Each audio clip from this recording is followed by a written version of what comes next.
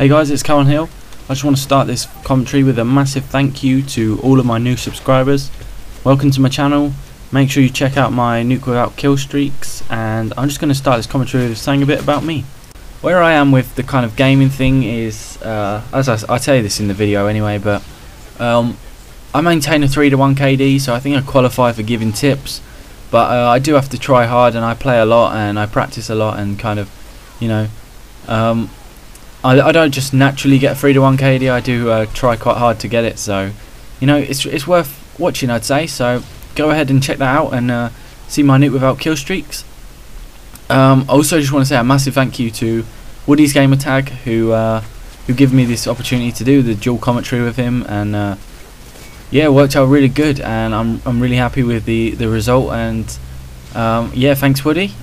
Also, one of the highlights is, I mean, apart from coming on this morning and seeing I had 200 more subscribers than when I went to sleep, one of the highlights is actually that a guy called COD4 Disturbed, who I've followed for quite a while, actually sent me a friend request, and I was like, wow, that's really good. You know, it's weird to think, you know, that somebody like that, who I've looked up to video wise, actually added me. So you know, I was really happy with that, and I was really excited for the future of my channel, really. And I've got a couple of like things I want to do. I want to get some free-for-all going, as I'm really enjoying free-for-all. I mean, at the moment, Modern Warfare 2, a lot of things you have to rely on a team to actually win, like Domination here. I think this is actually this is a game where I'm actually trying for flags really hard here, but we actually end up losing. You'll see I die a few times getting flags, and yeah, I am trying to win, but without a full team of experienced people, it's really hard to win. So I've been playing a lot more kind of team deathmatch and free for all, and a lot of times you do lose team deathmatches because you're just stuck with terrible teammates. But you know, you got a more chance of a winning if you're doing well than you would in, say, Domination. Like I can get as many kills as I want in Domination. But if my team isn't getting flags, then we'll lose, you know. But in team deathmatch, if I get a load of kills, then you know I'm helping the team to win. So I've been enjoying playing some team deathmatch. It gives you a lot more freedom. You can use lower kill streaks, and you know, everything seems a bit less broken, shall we say. So yeah, I've been playing quite a bit of team deathmatch and free for all. Free for all as well, kind of the same reasons. You don't have to rely on a team at all in free for all, obviously. The only thing that bugs me in free for all is boosters. I mean, I haven't played much and I haven't come across a lot, but that it is annoying, and also the spawns are sometimes pretty random. Like there's a building on this map here, which I haven't actually introduced the map. This is actually Skidrow, and this is Domination on Skidrow using the FAMAS with Bling, red dot silencer, stopping power, and ninja. Stopping power and ninja are pro, and I don't think Bling's pro. I'm also using claymores and stun grenades. So now I've got that little bit that I should have said at the start done. I was actually saying, this building here, there's a spawn point at the bottom of the stairs, there's a spawn point outside the other side. Now if I put a claymore on the stairs and a claymore right here, then you'd think, oh, I'm safe, but there's actually a spawn point in the building, right in the middle, and you can literally go down the stairs, like checking for people, and come back, or go back to your thing, and there's a guy in the building where you had your claymore set up and no one set off your claymore, and that's because he's actually spawned in the building, and you don't have to be far away for him to actually spawn there. So you know, actually I wanted to upload this video for a couple of reasons. Before it kind of turned into this sort of update video, I wanted to show me trying for flags and losing, and kind of just talk about that a bit, and I also wanted to sort of showcase Bling, because I haven't really used it in my videos, and if I have, then I'd have used, yes I have actually, I've used it on LMGs, and the reason I use them on, I tend to use Bling on weapons that kind of don't get really ammo hungry, like for instance the Scar. Now you get 3 clips of the Scar, and you've only got 20 bullets per clip, and even though it does kill in like 3 bullets, you still end up wasting a lot of ammo and not really getting many kills with, you know, I can't really do without Scavenger on a Scar for some reason. So you know, that's the reason for that sort of gun. But burst fire guns, LMGs, maybe snipers as well. You can use bling on, because you don't really need scavenger for them guns, because like this is the example I've been thinking of, kind of, because a lot of people might think, well, why do you use burst fire assault rifles but not other assault rifles? Well, this is kind of my argument, my explanation for that. With a burst fire gun, I mean, you think to yourself right now, I mean, I'm just going to say my numbers, what I think.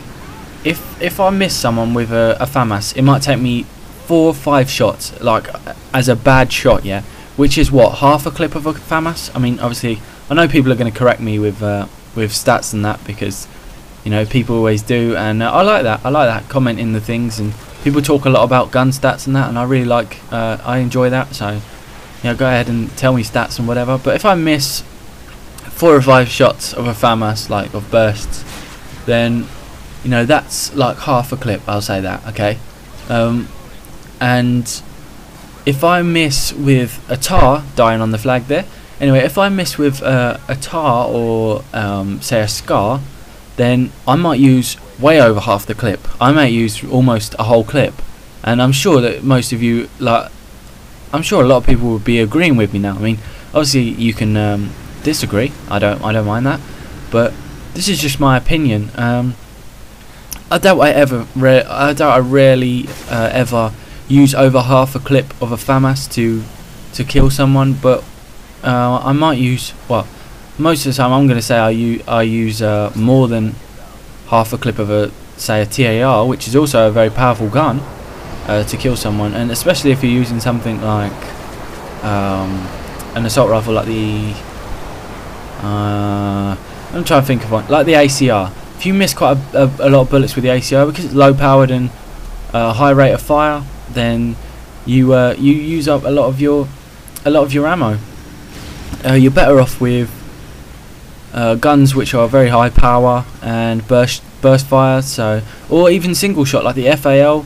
I mean, I've been known not I've been known, but I know people who put like a red dot and a silencer on. But personally, I like the iron sights, so, you know, I tend to stick with that. But anyway, I'm gonna just cut off this subject for a second.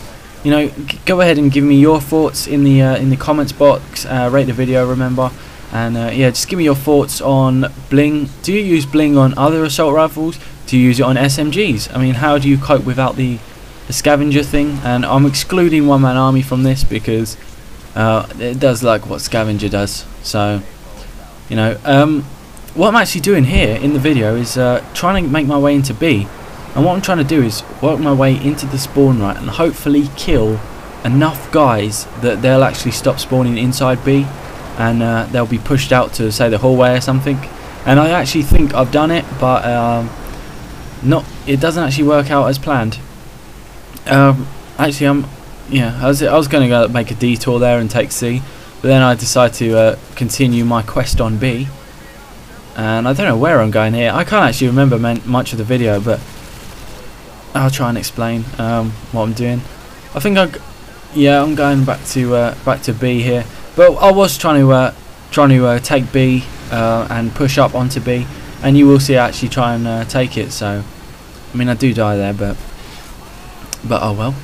Gets my FAMAS back out, and I don't really like when I post a video and I say it's a FAMAS video and I get like loads and loads of kills from another gun, because it kind of seems like you know, if you're watching for tips with a FAMAS, then, you know, you're going to be a bit like, well, why aren't you using the FAMAS, you know? So I tend to, if it's like a game with 2 different guns, then I'll probably put that in the title. But most of the kills here are with the FAMAS. With the FAMAS itself, just talking about the gun, I would use it red dot all the time. I used to like it silenced, but for me now, red dot, because the chance of getting a 1 burst kill is much higher, in my opinion. So, you know, I like to have the red dot for the 1 burst kills, and obviously I'm using silencer here as well, which is, I really like this class, to be honest. I used it quite a bit and I really liked it. And I'm aiming up in them windows there because if you actually take C, they can see you, and I think I do get killed. Probably earlier on in the video I should have pointed it out. I do get killed taking the flag while I was trying to watch the windows, but I got killed from someone coming in the side. And this is where I make my push for B here, what I was talking about earlier. I got a bit ahead of myself in the video, so yeah, I'm actually trying to push their spawn back on B. I tried earlier, and the reason I'm doing it now, like much more aggressively, is because we're actually close to losing, and I wanted to get the win, but there's a guy behind me, so that's unfortunate, and I die. But I'm going to make my push straight back. We lost C when I took it, so you know, hopefully I was thinking that some would go back for C and I'd be able to take B, and then everything would be happy and cheerful in Wonderland, but it didn't work out like that. Well, I'm out of time. Final score is 38-5. Thanks for watching, and I'll see you later.